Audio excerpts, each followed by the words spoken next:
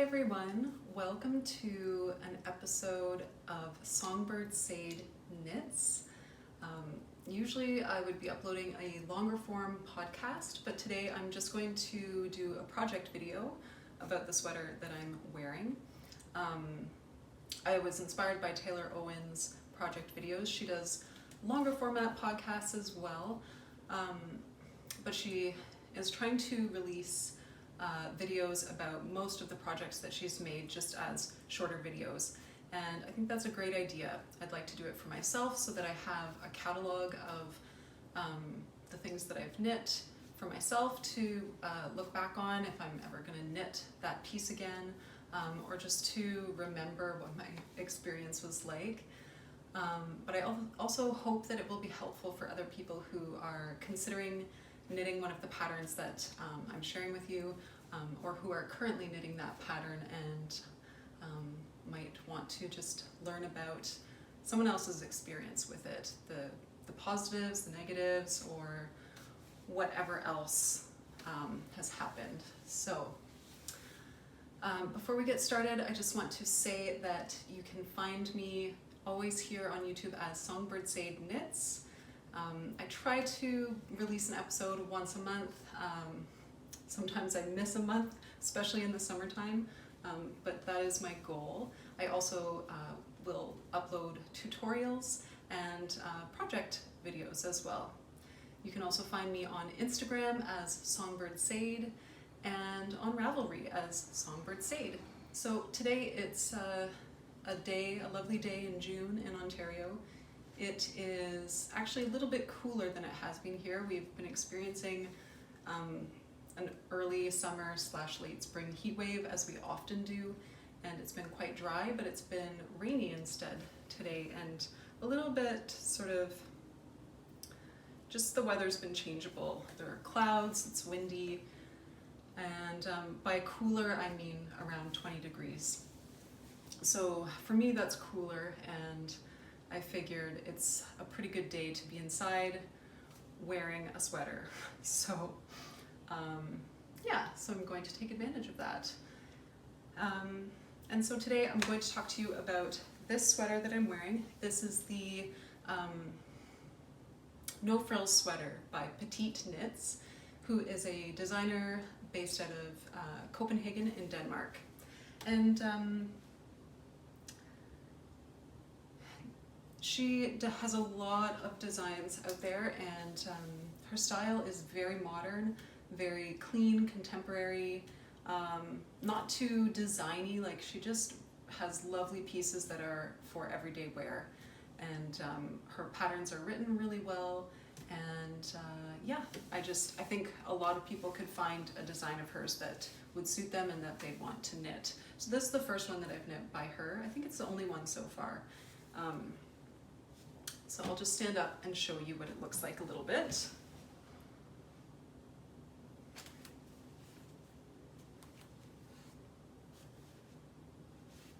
So it's a very basic raglan sweater, oversized of course. I picked the correct size for my bust size, which was the medium, and I'm very happy with how the fit turned out.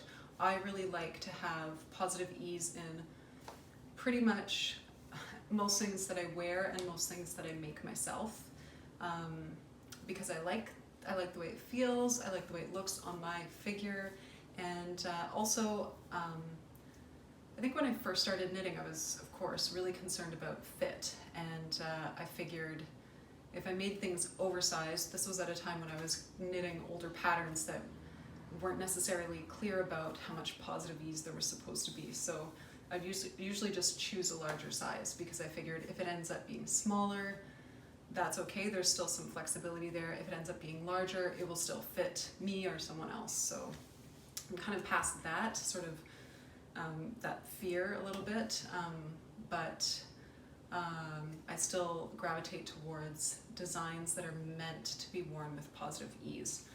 So that's this one, and I'm really happy with the way it turned out. As you can see, it's a pretty deep raglan line. It doesn't come to a point at the shoulder, but it is pretty long, and what I really like is that it doesn't end somewhere up in the armpit so that your fabric's always caught under your arms. I really don't like that. There's lots of space there, and I really find this very comfortable. So I like that about it a lot. The original pattern is almost like a bomber shape, a bomber style shape. It doesn't have waist shaping, it's straight like this, the way I've knit it. But then when you get to the welt, which I think in the styling sort of sits right where the hips start, there are a few decreases right before the bottom welt, which in the pattern is a 1x1 ribbing. And I actually knit it that way first, and found that on my body type, this was not a good shape. I have a really long, kind of straight torso, and it just kind of would ride up a lot, and it added shape to my body that isn't really there. So it wasn't very flattering. I could see it being flattering on many other people. On me, it didn't suit me very much. So I just unknit a little bit and omitted most of the decreases. And then I added a garter stitch welt instead of the 1x1 rib so that it would not cinch in as much.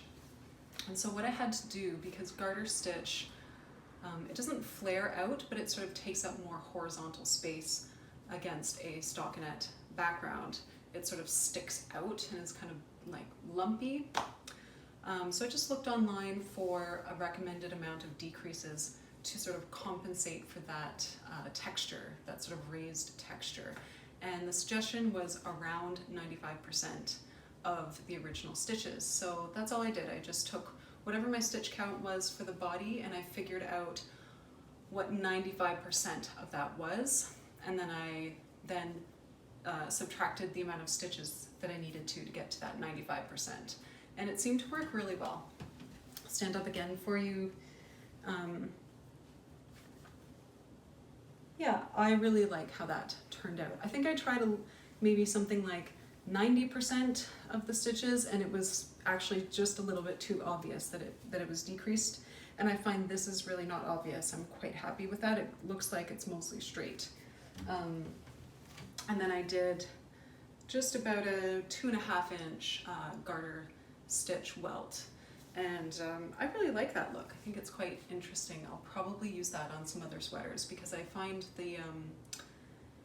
any sweaters that are not cropped or sort of extra long when they hit the waistline, I do struggle with ribbing at that point on my body. It doesn't always look very good. So this is an excellent option if you also have that issue, especially if a sweater isn't really oversized and you don't like the way it sort of cinches in at your hips.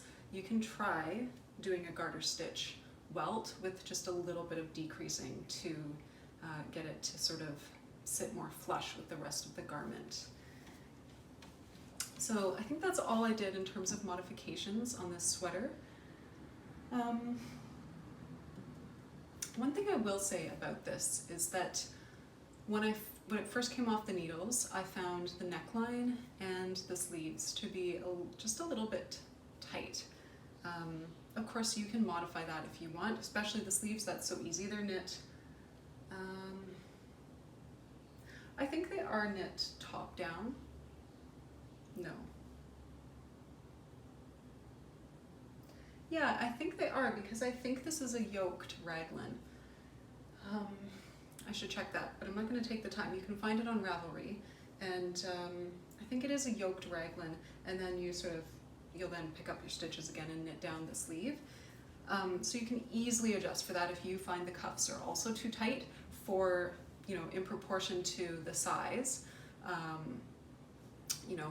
This is the correct size around my body for my bust size. However, the sleeves are a little tight just at the wrist. I could have certainly omitted some decreases, but I just kind of went with it because it wasn't so tight that my arm didn't fit in. It wasn't snug or anything, just perhaps tighter than I'm used to. But I just left it because I thought, well, that's part of the design, and I wanted to see how it worked out. And then I also found, it's knit top down, I found that the neckline was a little tight as well. But again, I could get my head in, no struggle, and so I left that as well, just figuring I want to see how that fits with the design. And after wearing this many times, I have to say I'm really happy with it. This neckline doesn't bother me at all. I find it sits really well, not too tight, not hard to get my head in or anything.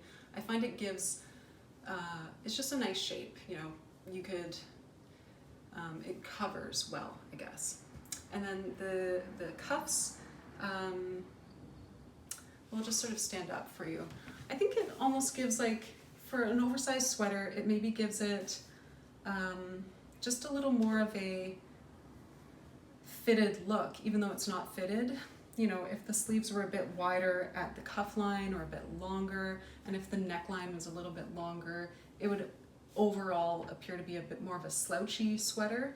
But I think with these really nice cuffs and this high sort of, you know, really nicely shaped neckline, it looks a little more, it doesn't look slouchy, and I like that.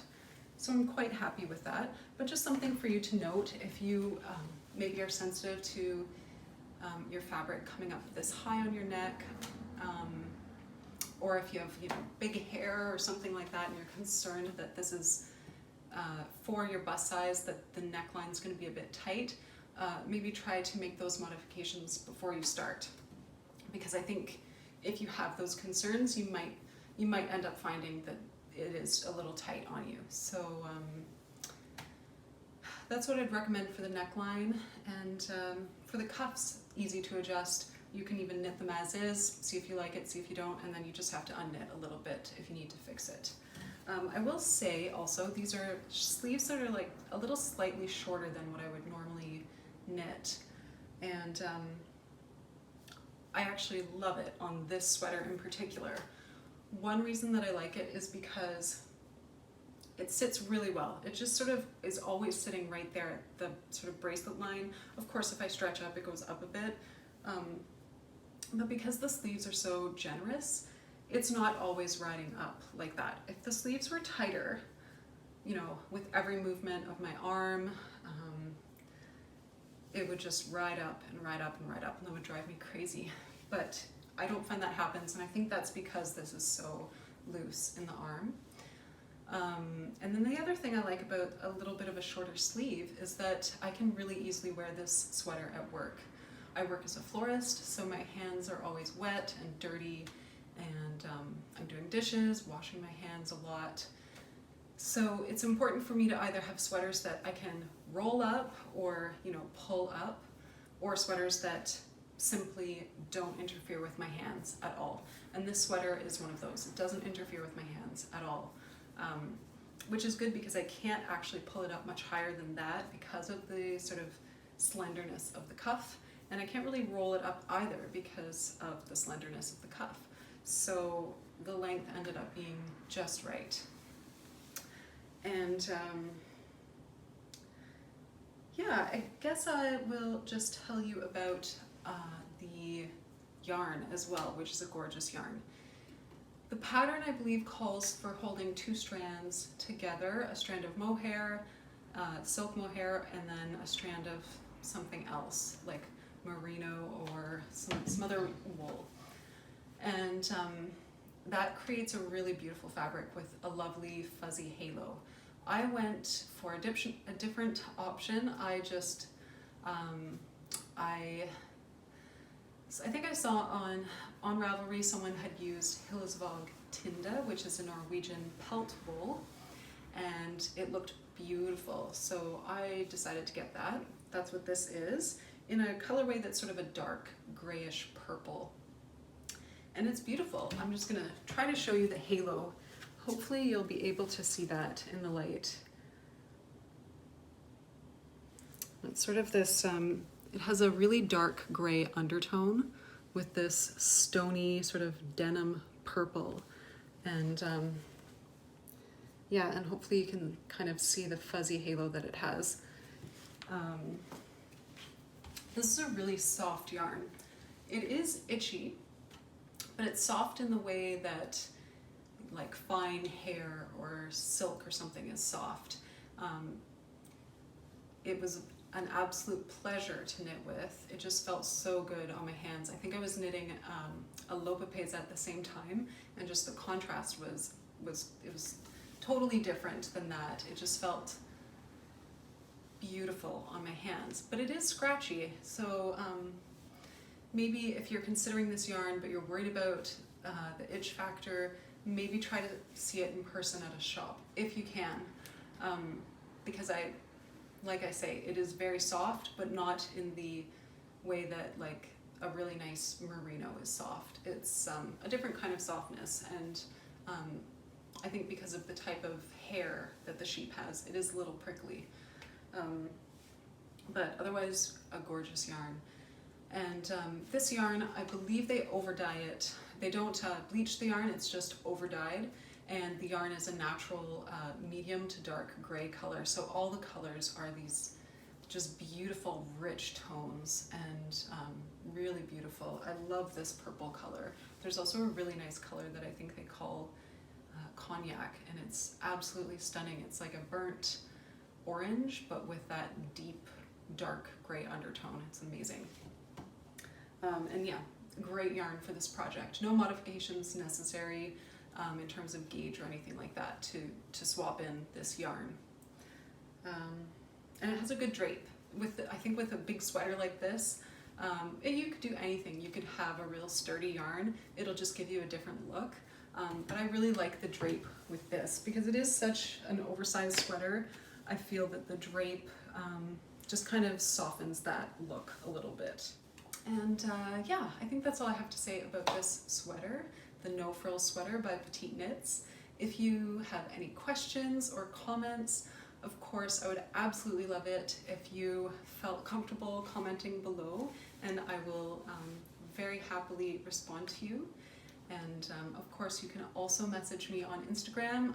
I'm again at SongbirdsAid on Instagram, and on Ravelry as SongbirdsAid. So yeah, I hope that you will stay tuned on my channel. I hope to release a longer form podcast sometime this month in June. I also missed May, so we'll see. I might have a little bit more content. Yeah. Anyway, thanks so much for joining me, and if you like this video, please hit like and consider subscribing as well. Thank you so much, and I hope you enjoy your day and enjoy your knitting. Bye!